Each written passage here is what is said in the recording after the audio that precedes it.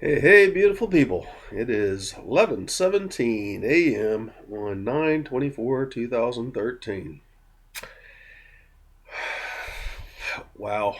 The Equinox energies have been very intense, and I was so glad to finally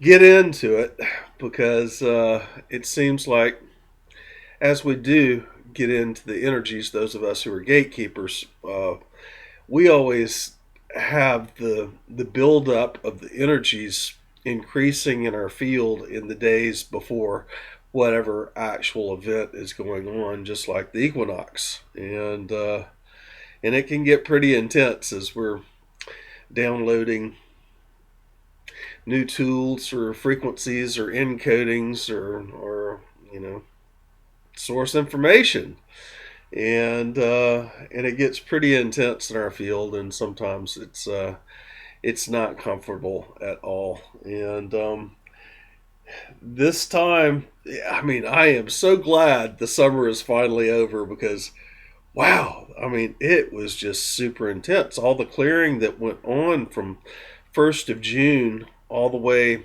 through the summer solstice, and then all the various portals and planetary Merkabas and wormholes, and oh my goodness, all the intensity that was the summer of 2013. That was pretty amazing, and I am very happy at this time to have a rest break. In the past 2 days, beginning the day after the equinox, we've had rains here in Florida, and so it's given me time for a rest break too. And it's much needed, much needed. I feel that the encodings and the light intensity and levels that so many of us have been channeling into Earth is almost. In my last video, I explained how sometimes our expansion is like blowing up a balloon with light, and that balloon is a level of our ability to hold our higher selves. And then we have different layers of that, which are frequencies, which are the various dimensional level of higher self that we're attuning to. And and that's really what it feels like right now. It feels like we have a new balloon, a new Merkaba, um, and it's been filled up with so much light. It's like being in a pressure cooker, and the spiritual heat has been turned up, and we're coming to pressure right now. Uh, Many of us had the messages that between December 2012 and the fall equinox, that 9 month period right there was the gestation of New Earth. And I jokingly said Mother Earth's water had broke in a post on Facebook the other day, but it really feels like the pressure of being birthed right now. That's the only way that I can describe what I'm feeling. I don't really in my field. There's no real negativities. I am holding some very intense and intense energies, and I'm trying to maintain my privacy levels, maintaining my field by myself without having too much engagement with other people out there. And it's so that I can hold these higher levels and discern more what I'm reading with my personal experience. It seems that a lot of us are having the same experiences, but when I intermingle, then I'm picking up on so many other person's experience rather than my own personal experience. And anyway, that's one of the reasons why a lot of times I pull back. I'm kind of private when we're going through events like what has just unfolded. Now, are we birthing right now? I would say we're probably. Somebody said, "Oh, it was Cindy Lepori on my post that Mother Earth's waters broke." She said, "Are we crowning yet?" That's kind of what I feel. It feels like we're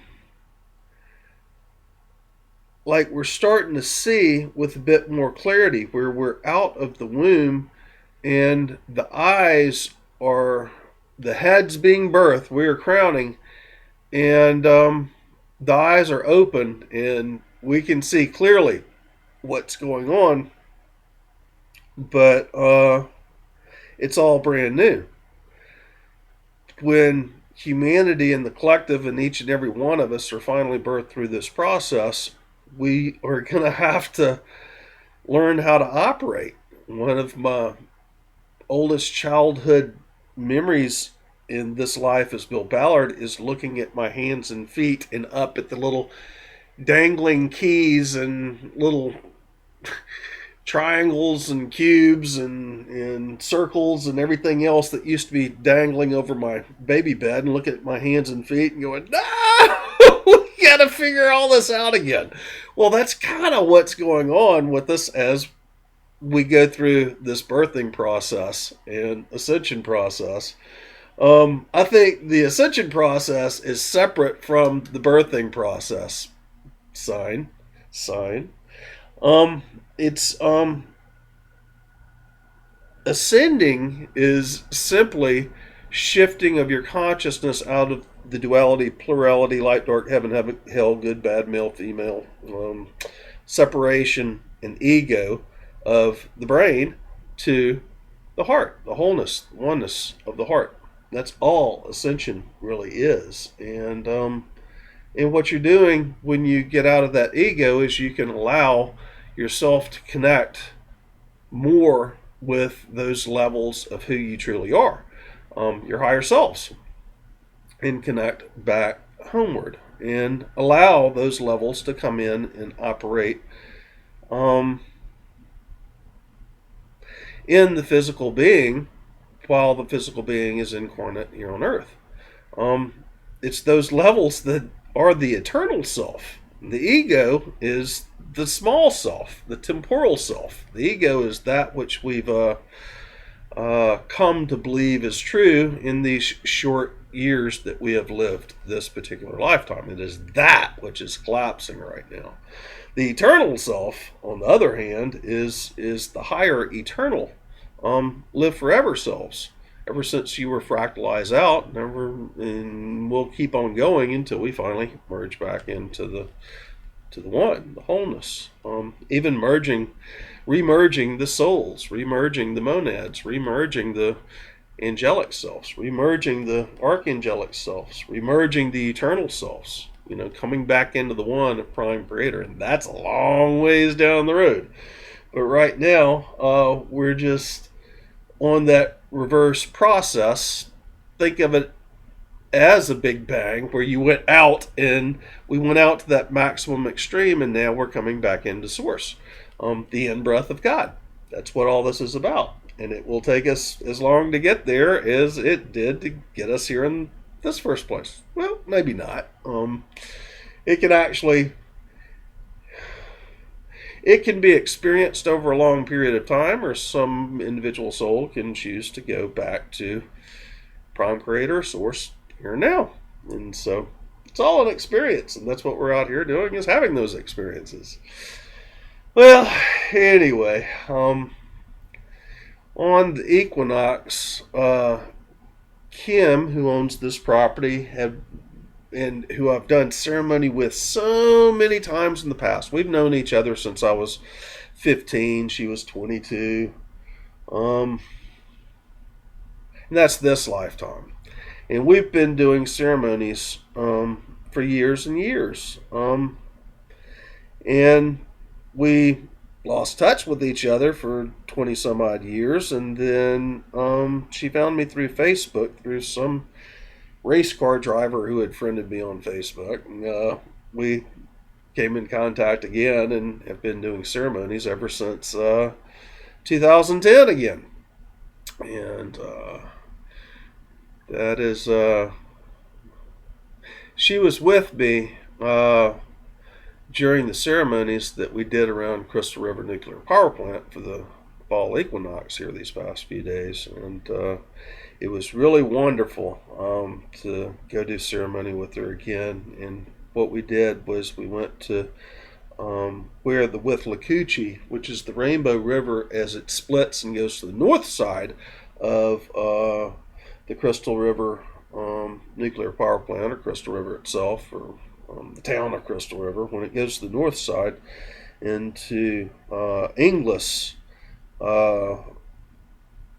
it comes out on the Gulf side of the Crystal River nuclear power plant on the north side of the Gulf. That's where we started doing ceremony. And when we got out there, it was starting to rain, and man, it was just absolutely beautiful and wonderful. And the crystal beds that are under there are still powered up from having done so many ceremonies since Ginger starch to Tralt was coming down here in April to do ceremonies. We've been doing ceremonies ongoing since, but that activated the crystal beds that are below here when Ginger and I first started doing those ceremonies, and they are still lit up. I mean, it's just amazing how powerful that they are. And it's like every time we go and do ceremony, those of us who are there doing ceremony, we're clearing the debris that is left by all the other persons that come into that area of their lower energies and their emotional trauma, or whatever's going on within their life, their densities. A lot of times, just like in Sedona, those densities get left in the vortexes, although the vortexes are active. And those of us who do vortex work, we help to remove those lower densities and energies, and then it repowers back up. And so, anyway, it was happening again as we went to do the first of 3 ceremonies around Crystal River Nuclear Power Plant.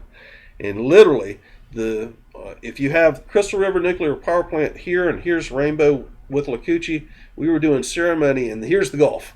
We were doing ceremony on that outside, and then we come back and we do ceremony right at Crystal River as the springs are bubbling up from the aquifer below, from the crystal beds below, and it forms the Crystal River that goes out past the nuclear power plant. And then we came over to Ford Island to the south side, which is more out towards the Gulf, and did ceremony there. So we really have encapsulated the whole Crystal River nuclear power plant, which is got a cracked reactor, and as Arnie Gunderson has said before, it's one of the most dangerous nuclear hazards that we've got going on here in the United States. And since I've been here a year now, and I came here after doing ceremony in Asheville last fall equinox with a lot of the Lakota and at the Star Knowledge Gathering, and with the Sacred Grandmothers and so many other persons. And it's interesting now that I think about it, how much Fall Equinox has meant to me. It was 9/9/2009 when the ancient temple crystals from Atlantis and Lemuria were being powered back up again around the planet. And this was to increase the frequencies of the planet and humanity for ascension. And it was right at that time Archangel Michael was calling me back out to go public again. And I got the message as I was doing the 999 gate activation, which back then I was doing things very privately and wasn't telling a lot of persons what was going on, because everybody thought I was crazy, especially being in Mississippi. Which, that's been an ongoing thing for 51 years now. So it's just tempered by steel. Um, anyway, I got that call on 9/9/2009 to come out publicly, and I went, nope, nope, nope. I'm gonna kick back and be quiet. And then 9/11 came, and of course I'm an original 11/11er, and um, 9/11's got so many understandings with the esoteric communities, both on Team Light and Team Dark. Numerology is huge, and anyway, I got the message again on 9/11 come out, and I was going, nope, I ain't gonna do it. Well, from 9/9/09, and I'd been feeling the message all summer long. I'd been feeling it since the beginning of June, end of May in 2009. I felt the shift unfolding. I felt the change that was occurring. I knew Ascension was kicking off on a global scale, and I was preparing. And that's when the one whose love I activated with, and I finally were pulling apart as frequencies were changing, and I knew what I had to do. I just didn't think I was going to have to be public. Thought I could just hide behind the scenes. And anyway, so from 9/9/2009 to 9/22/2009, when I finally did come out publicly on that fall equinox, absolutely nothing for those days between was working for me. Although there was some very magical things going on, my kicking and screaming and saying, no, I don't want to come out publicly. Every time I'd get my hand slapped, till finally, on the 22nd of that September in 2009, something happened, and I was doing work, and was listening to public radio, and there was an 11/11 album that had been published on the 11th. It actually came out on September 11th that year, and it was being played on public radio. And back then, when I was in 3/4D world, I always kept work logs, journals of what I was doing at what times, and my mileage and everything else, my expenses, all that. Just so many people do. And I had written down in my work log the public broadcasting radio station that I was listening to, and in the album name and who produced the album that I was hearing. And this was on September 22nd, 2009. And I'd never heard of this album, but it was 11/11. And so, anyway, that evening I wanted to hear more of it, and I'd written down the radio station and the time that it was on and the show that it was on. And I went to that public broadcasting radio station, which they tell about each show, or they normally tell about each show that they do and what's on it, so you can go back and listen to it again if you missed something. And they didn't have that 11/11 album listed, and I had documented it.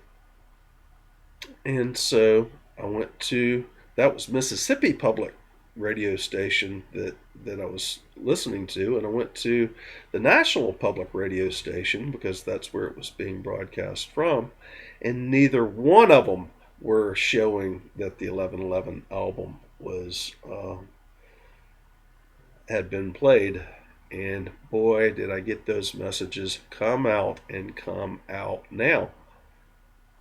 Get open, speak truth about what you know about what's going on, and lose the fear, and start the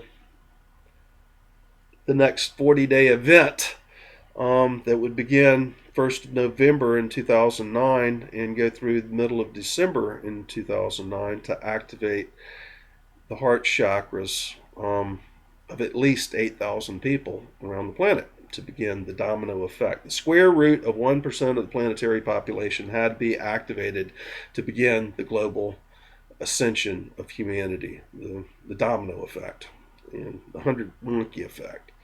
And so that was my mission I was being called to do on September 22nd, 2009. And boy, did it cost me friends, loved ones, persons who, God,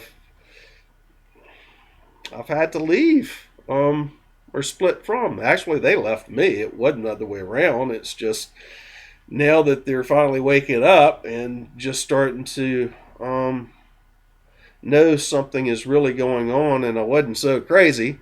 My level of light and my level of consciousness and what I'm attuned to is so different from theirs that I can't come back to where they are.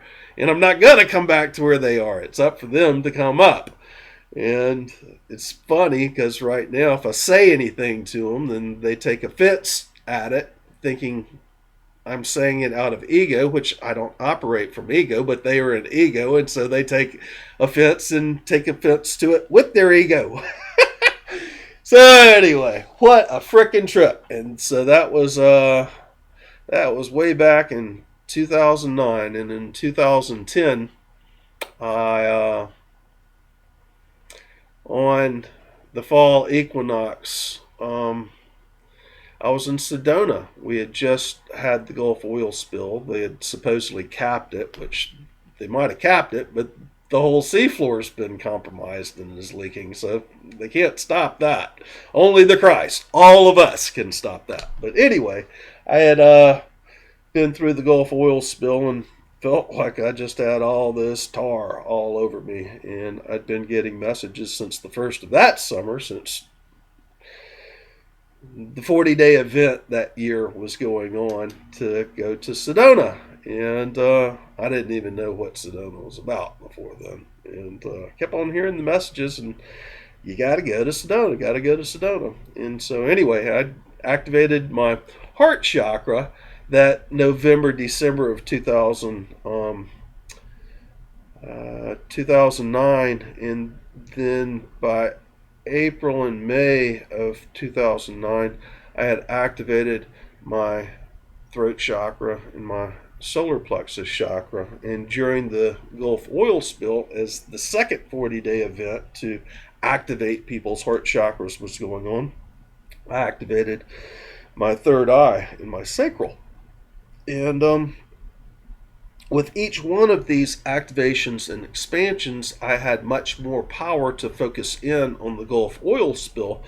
But just like cleaning vortexes, as I focused that power there, a lot of those lower energies are coming back through my field as they get channeled out. And I felt like I was just tarred. And so my message was to go to Sedona and get away from the Gulf. Get away from the oil spill and the Crexit rains that were going on. We'd have oil rains because they'd spray the Crexit on the oil that was on top of the Gulf, and the convection rains in the afternoon would allow the oil to go up with the Crexit into the rain clouds, and then it would rain oil and Crexit. I've been documenting the whole thing. That's all in my photos on Facebook. My album's on Facebook. And anyway, I was told to go to the Sedona, and I went there, and I started noticing that there were a whole lot more vortexes than what people thought of as vortexes there. You could actually see vortexes in the trees, in the circles that they would grow within, especially the oaks, and they would come up and they'd go yin and then come back down yang in the way that they grew. And so they would bend over, and you could see energies flowing around these in double helix going out. And I started noticing them, and then finally I just had to go sit in one. You could see it in the grasses, you could see it in cactuses, you could see it in trees, you could see it in all kinds of plants. See the circles around the Sedona area that mark the vortexes. And so anyway, I saw one, and I was with a friend up on Munns Parkway. I think it's Munns Parkway, between Sedona and Flagstaff, and so I stopped the truck and went off to meditate within the vortex, and it was at that point on September 22nd, 2010, my crown and root activated, and I completed my 6th initiations. And there was a full moon that night, and Walker Michelle was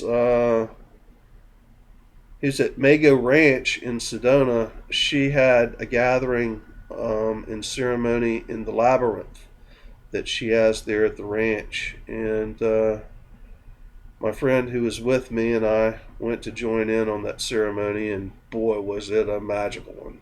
That whole evening really just, and being in the middle of Sedona with the red rocks and all the cliffs all over the place and the full moon coming over the ridge, that was just absolutely amazing. So anyway, that was the 2nd year. The 3rd year on the fall equinox, I was living in Hopi land. This was 2011. Just after I did ceremony at Walker Ranch, at Mago Ranch with Walker Michelle and Colleen and so many other different friends. Kim, my friend who I just did ceremony with here around the nuclear power plant, flew out to Sedona, Phoenix, to do ceremony around Four Corners area for several weeks. We traveled all over the place, and really we're doing some vortex activation work and re-upping and powering up crystals that had been buried during the times of Atlantis, just before the fall of Atlantis, and really doing some amazing work, all in through Apache country, Navajo country, Hopi land, what is it, the Yovapati that's in the Grand Canyon, all around Sedona, Flagstaff, Petrified Forest. We went all over the place for several weeks doing vortex work and reactivations, and some incredibly magical things happened. Just like and all that is documented again in my Facebook photos and albums. Just like being able to go up under Rainbow Bridge to do ceremony. We just happened to be there with one of the guys that had come up there and taken pictures the year I was born, 1962. And he had his photo albums of coming to the Rainbow Bridge from the Navajo side, a 2-day hike back in to the Rainbow Bridge.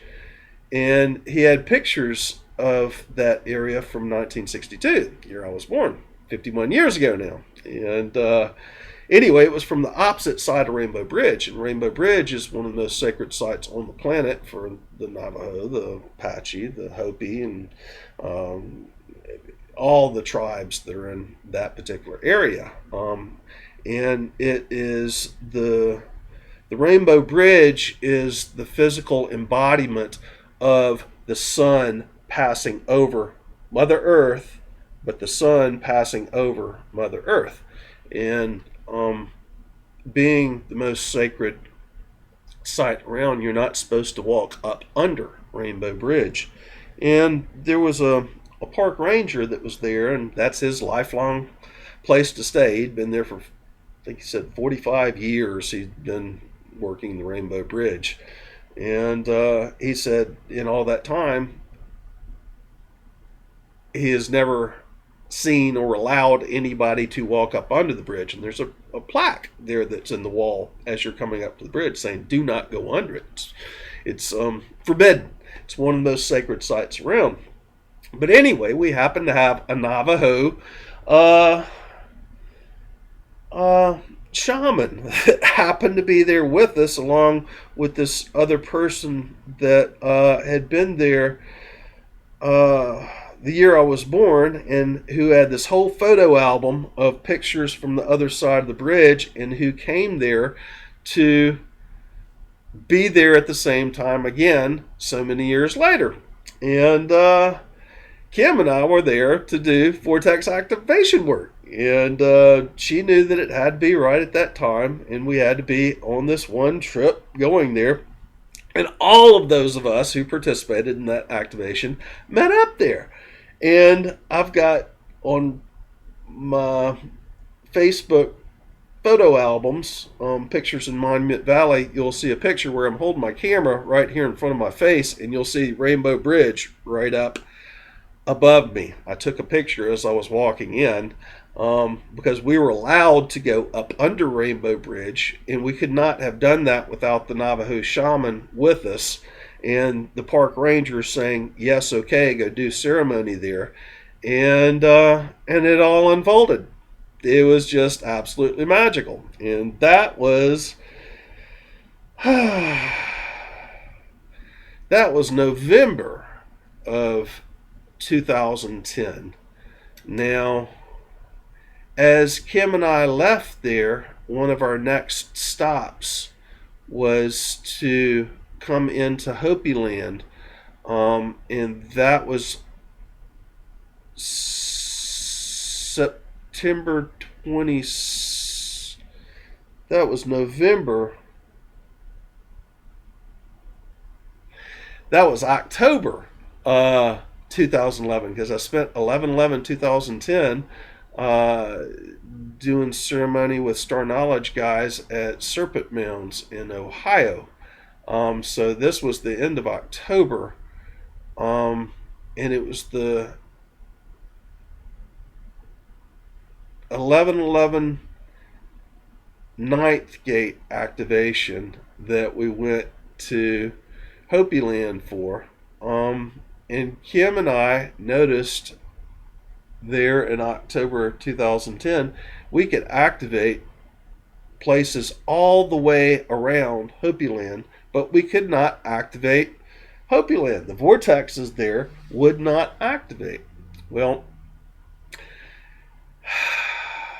we went and completed our trip, and I put her back on the plane to Florida, and then we met up again at Serpent Mounds to do ceremony with the Lakota and some of the Mayan elders and the sacred grandmothers and many, many others of us at Serpent Mounds.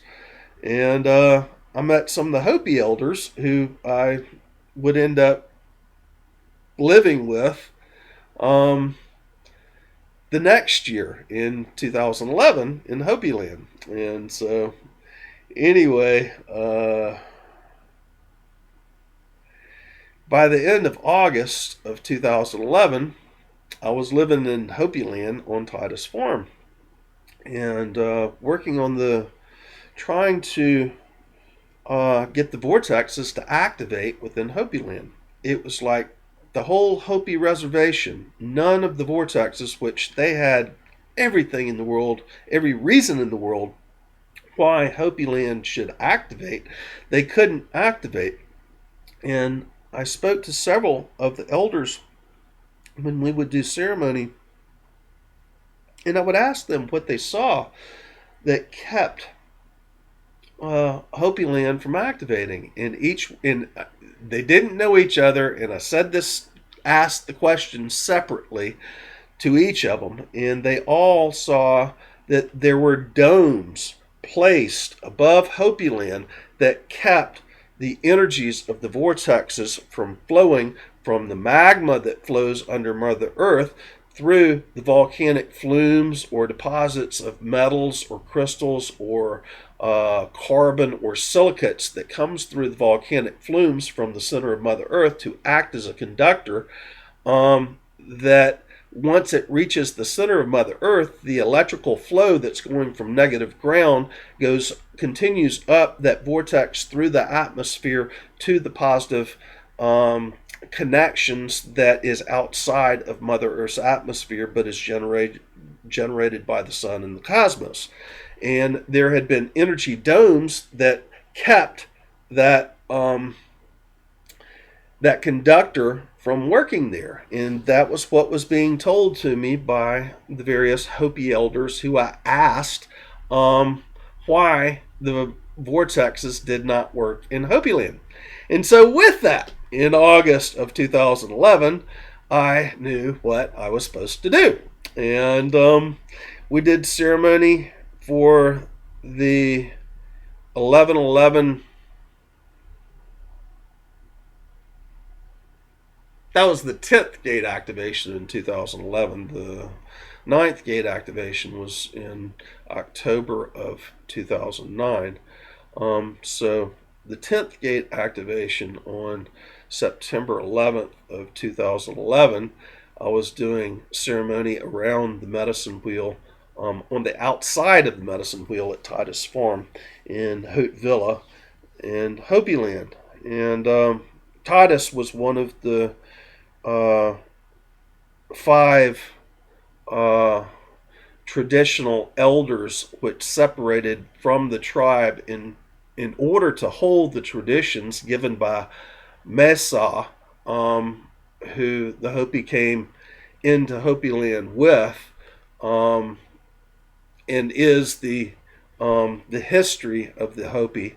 And the traditional elders would hold the traditions, whereas the vast majority of Hopi had gone the other direction with the tribal council in the Bahana, with the Illuminati influences. That's basically what created the tribal council and the Hopi Cultural Center and all these other things, trying to take the Hopi out of their traditional ways and instill and integrate them into white man society. Well, there were 5 traditional elders that said no, and Titus was one of them.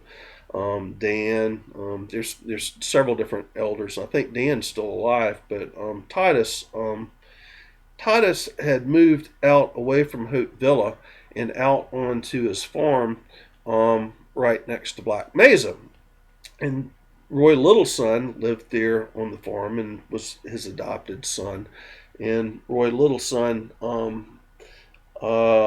had been on the farm since 1984.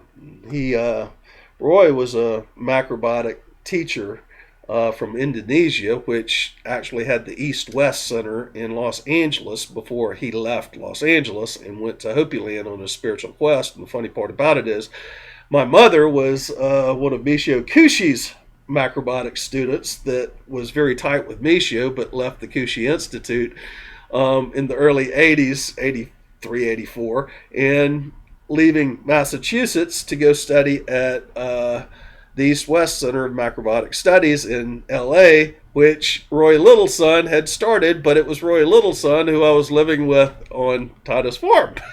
It's really bizarre how all this played out, and it was just amazing synchronicities. Anyway, we did 10th gate ceremony at Titus Farm, and on 9/22 of 2011, we had sunrise to sunset full dance, all 12 hours nonstop, never leaving the medicine wheel. And Roy and Katrina, it was, oh my God, I can't even remember her name. So many persons had come there to do that 12-hour dance with us. And that evening, as we completed the dance at sunset and we're sitting around the fire in the center of the medicine wheel and we're smoking the pipe to complete the ceremony, it was that instant on September 22nd of 2011 that the actual domes that were above Hopi land had been collapsed and broken, and the vortex from right there at the medicine wheel at Titus Farm was activated, and you could feel the energies of the vortexes below Hopi land, which that spot, the Hopi says, was the very first North Pole before the poles flipped. That spot is, it even had dinosaur dung, not even 10 feet from the medicine wheel, big piles of dinosaur dung. It's ancient. It's one of the, oh man, they even found Mayan artifacts and statues that were buried there. Titus found it as he was farming there. And so, anyway, that September we popped the energy dome that was above Hopi land, and it allowed the vortexes within Hopi land to activate, and that was September 22nd of 2011. And then October 25th, Roy Littleson was going to do ceremony in Argentina or Brazil, I forget which. I think it was Argentina, with about 5,000 or 6,000 people that were down there for the 11-11-11 gate activation. And there was 11 of us that were doing ceremony at the same medicine wheel in Titus Farm. And so anyway, as I was taking him to the airport in Phoenix on the 26th of October in 2011, that vortex that was there at Titus Farm had expanded all the way out past Hopi land, and all the individual vortexes that were around, just like the individual ones around Sedona or the individual around Flagstaff, or all the way down towards Phoenix, they had all merged into one giant vortex and one giant energy frequency pattern where it didn't seem like there were any breaks between. Many persons have described that. Lisa Renee confirmed that the dome around the four corners had been busted, and that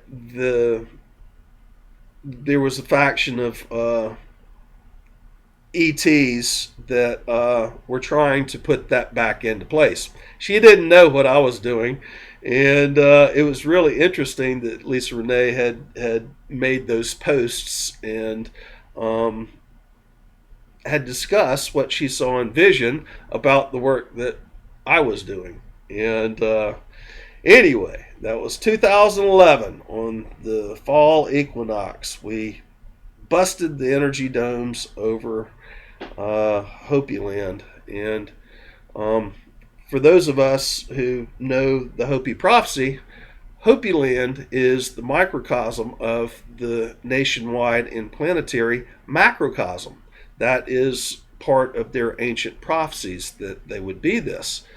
And so it was critical to bust those energy domes and allow the vortexes to work, which increases the frequencies and allows the Hopi people to go through their frequency increases and ascension process. That's why the domes were placed over there in the first place, trying to keep the energy levels down and keep the Hopi controlled. And so that was September of 2011, Fall Equinox, that we did that. And September of 2012, I was called back to come here to the Gulf Coast area. But my messages were that I was here to help hold the energies for this Crystal River nuclear power plant, which had a cracked reactor core, which was leaking contaminated water into the water below, into Mother Earth. And during that time, they were rebuilding it and trying to put it back online again. And my message was I had to come to the Gulf again because of the Gulf oil spill, because of bio corn, because of this.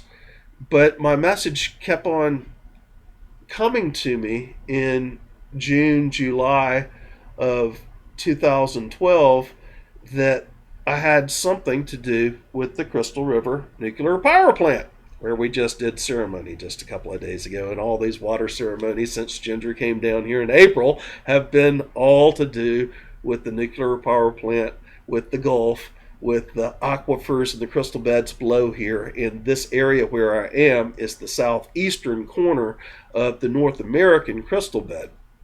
And the aquifers that are below here, that's what creates the crystal beds that are below here.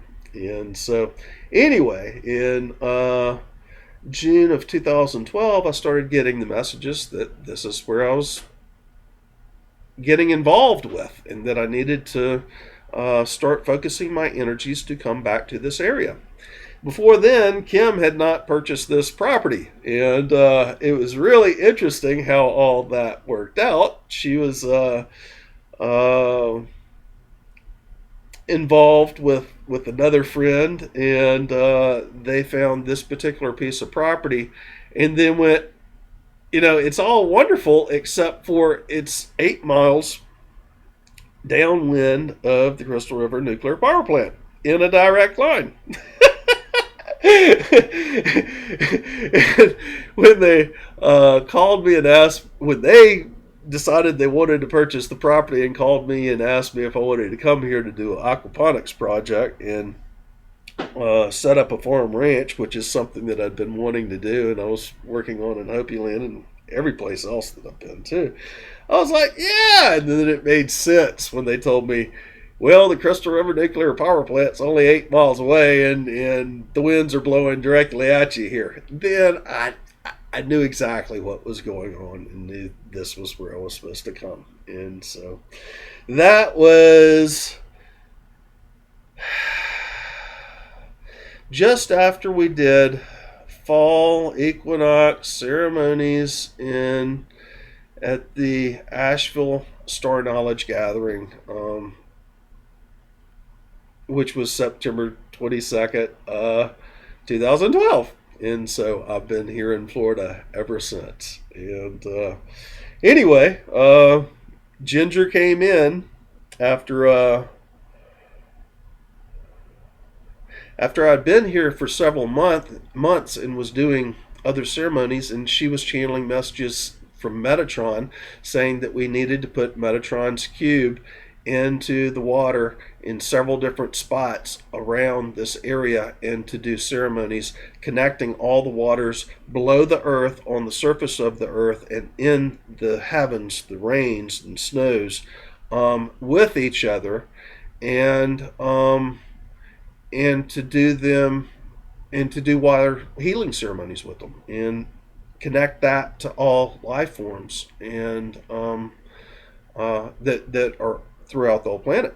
And then we had other friends that were called here to do ceremonies that we did past, present, and future ceremonies connecting that. And then we had other friends that came to do ceremonies where we were connecting it to other people doing ceremonies in the desert in Morocco that are working to bring down the 3 and 4D regimes, or the Illuminati, and we're working on the forward energies while they're working on the present energies, and so we just joined together in that ceremony, and so that was pretty interesting.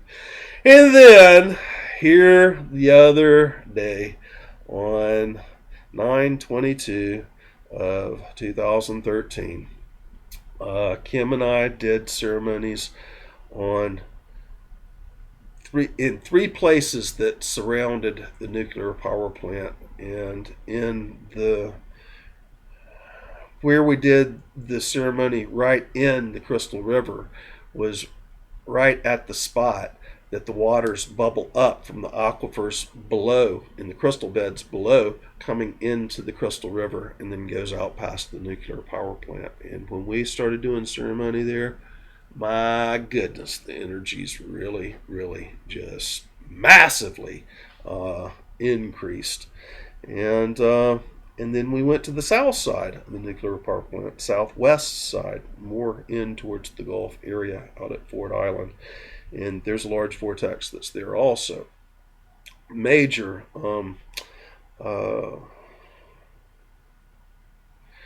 major coral beds and conglomerate beds of the sands and stuff that hold the energies right there. And when we left there, I dropped her off at her place and I went up to the Rainbow River and I did one more ceremony there right at 4:44 on 9/22/13 here, which is the exact minute that the fall equinox actually unfolded here. And it was so freaking funny. There was this group of girls that was floating down inner tubing the river, college girls, and I was just out there doing my meditation, not playing with them, not paying attention to them. But one of them sure scoped me out. And that was so interesting to see her flirtations, and she thought I was in my 30s, my early 30s. I'm 51 years old. And that was that's always nice when that happens. But 10 years ago, I wouldn't have let that slide me past me at all. I would have been on that in a heartbeat. But now, what am I going to do with somebody who is just physical and on a linear level and not in spiritual mode, not in it's just all about the playing and not in the stuff and not about the work. And so, I can laugh and tease and fun and cut up and have that, and I know when to let it go. I know not to get my foot in that tar pit. Never get it out. So anyway, all the different years now of fall equinox ceremonies have had huge meanings to me, and right now I feel like we have been blown up to